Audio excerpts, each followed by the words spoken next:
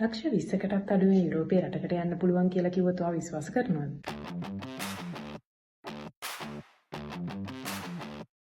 ශෙනගන් රටක ඉඳන් බස් එකේ මිලානෝ යන්නයි ට්‍රේන් එකේ බර්ලින් යන්නයි කැමතිද?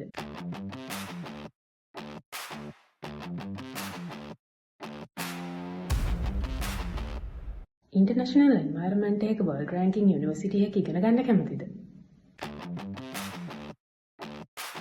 යුරෝප් වල හැම රටකම part time jobs කරන්න පුළුවන් පැය ගානක ලිමිට් එකක් තියෙනවා. හැබැයි මෙන්න මේ රටේ එහෙම ලිමිට් එකක් නැහැ. එතකොට ඔයාට ඇති තරම් part time jobs කරන්න පුළුවන්.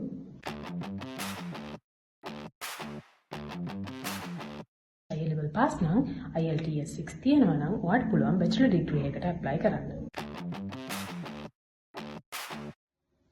ඔයාට bachelor degree එකක් තියෙනවා නම් IELTS 6.5 තියෙනවා නම් ඔයාට පුළුවන් masters වලට apply කරන්න.